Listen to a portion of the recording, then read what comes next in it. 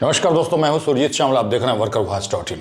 दोस्तों, आप में से जिन लोगों का भी सहारा इंडिया के अंदर पैसा फंसा हुआ है उनके लिए महत्वपूर्ण जानकारी लेके आया हूं। आपको बता दूं कि अभी दिसंबर 2025 में लोकसभा के अंदर अमित शाह जी ने सहारा इंडिया रिफंड को लेकर के क्या जवाब दिया है। उन्होंने बताया है कि कितने लोगों को पैसा मिला, कितना रुपया तक आपको मिल रहा है, ये भी बताया है। साथ ही मैं आपको बताऊंगा कि ये सवाल किसने उठाया था और उसका पॉइंट वाइज क्या जवाब दिया है। इसके बाद आप खुद ही इस वीडियो को जब पूरा देख लेंगे आपको समझ में आ जाएगा कि किन को क्लेम करना चाहिए और किन को क्लेम नहीं करना चाहिए। आपको बार बार कमेंट्स के माध्यम से पूछना नहीं पड़ेगा। तो आइए हम इसको स्टेप बाय स्टेप करके जानते हैं।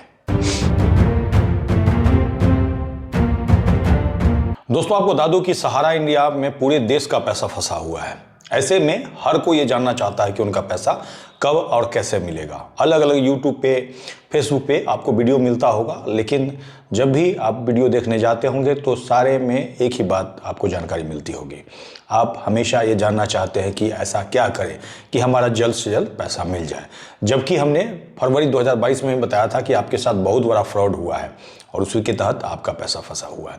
अभी जो पोर्टल लाया गया है उस पर बहुत सारी खामियां हैं, ये सभी को पता है। उसके बाद भी केंद्र सरकार की तरफ से अमित शाह जी ने क्या जवाब दिया है संसद के अंदर, वो आज मैं बताने जा रहा हूं। और आपको बता दूं कि ये जो सवाल है सहारा इंडिया के पैसा वापसी का किसने उठाया था, तो एक एमपी है चिंतामणि महाराज, जो कि बीजेपी के एमपी हैं, और उन्होंने ही सवाल पूछा है। क्या क्या सवाल पूछा है उसको मैं पहले बताऊंगा और साथ ही केंद्र सरकार की तरफ से क्या जवाब दिया गया उसको बताऊंगा। आपको बता दूं कि सहारा मामले में अक्सर ऐसा होता है कि बीजेपी वाले ही सवाल पूछते हैं और बीजेपी वाले ही जवाब देते हैं। तो सबसे पहले हम ये जान लेते हैं कि सहारा रिफंड पोर्टल के बारे में सवाल क्या पूछा गया था, उसके बाद हम आपको बताएंगे कि उसका अमित शाह जी ने क्या जवाब दिया। पहला जो सवाल पूछा गया, क्या सहकारिता मंत्री है बताने की कृपा करेंगे कि क्या सरकार ने सहारा समूह के निवेशकों के लिए सहारा रिफंड पोर्टल शुरू किया है। दूसरा है, यदि हां तो अब तक प्राप्त आवेदनों और स्वीकृत भुगतानों का राज्यवार ब्यौरा क्या है।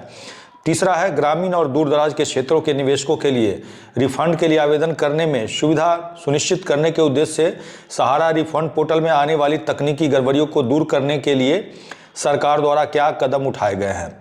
और चौथा है, क्या सरकार राज्य स्तर या जिला स्तर पर सहायता केंद्र स्थापित करने का विचार रखती है, यदि हाँ तो उसका ब्यौरा क्या है। अच्छा सवाल पूछा गया है, लेकिन इसका जवाब क्या है उसको जानेंगे तो आपको बता दें कि जैसा कि पिनाकी पानी मोहंती वाले 191/2022 मैटर में इन्होंने जो सुप्रीम कोर्ट के द्वारा आदेश मिला था, सीधे तौर पे मैं बताना चाहूँगा कि 5,000 करोड़ सहारा से भी रिफंड खाते से सेंट्रल रजिस्ट्रार के खाते में आया था, जिसके बाद अमित शाह जी ने एक सहारा रिफंड पोर्टल को लॉन्च किया था। उसके बाद ये कहा था कि 10-10 हज़ार रुपया प्रत्येक जमाकर्ता को मिलेगा, लेकिन यहाँ पे इन्होंने इस बात को नहीं लिखा है, बल्कि ये बताया है कि कौन कौन से कोऑपरेटिव सोसाइटी का पैसा 29/3/2023 के आदेश के अनुसार आपको मिलेगा। साथ ही ये भी बताया है कि 18/7/2023 को एक online CRC refund portal launch किया गया था, जो कि कागज रहित था और माननीय सर्वोच्च न्यायालय के पूर्व न्यायाधीश न्यायमूर्ति आर सुभाष रेड्डी की देखरेख और निगरानी में श्री गौरव अग्रवाल एमिकस क्यूरी की सहायता से की जा रही थी, और इस बात के लिए इनको पैसा मिल रहा था, लेकिन इसकी चर्चा नहीं की गई है यहाँ पे। उसके बाद इन्होंने अपने जवाब में कहा कि सहारा रिफंड पोर्टल पर प्राप्त आवेदनों का उचित पहचान और उनकी पहचान व जमा राशि का प्रमाण प्रस्तुत करने वाले पारदर्शी तरीके से निपटान किया जाता है। वर्तमान में सहारा सहकारी समिति के प्रत्येक वास्तविक जमाकर्ताओं को आधार से जुड़े बैंक के खाते के माध्यम से सत्यापित दावों के आधार पर केवल 50,000 रुपये तक का भुगतान किया जाता है। कहने का मतलब आपका दावा कितना भी हो उससे इनको कोई मतलब नहीं है, मैक्सिमम जो है ये 50,000 रुपये तक दे रहे हैं। इसके बाद इन्होंने कहा कि पोर्टल पे आवेदन में कोई कमी पाए जाने पर उन्हें 15/11/2023 को पहले से ही लॉन्च किए जा रहे पुनः प्रस्तुति पोर्टल, जिसको कोई रीसबमिशन पोर्टल कहा गया है, उस पे आवेदन प्रस्तुत करने के लिए सूचित किया जाता है। मंत्रालय सहारा सहकारी समितियों के वास्तविक जमाकर्ताओं को भुगतान के लिए हर संभव कदम उठा रही है। 25/11/2025 तक प्राप्त राज्यवार आवेदनों और किए गए भुगतान का विवरण संलग्नक के रूप में दिया गया है, जबकि यहाँ पे कोई संलग्नक मुझे नहीं मिला। उसके बाद इन्होंने कहा है कि सहारा समूह सहकारी समितियों के 1,41,07,105 जमाकर्ताओं में से 35,24,966 जमाकर्ताओं को 6,841.86 करोड़ रुपए की राशि 25/11/2025 तक वितरित की जा चुकी है, जिन्होंने सहारा रिफंड पोर्टल और रीसबमिशन पोर्टल के माध्यम से आवेदन दायर किया था।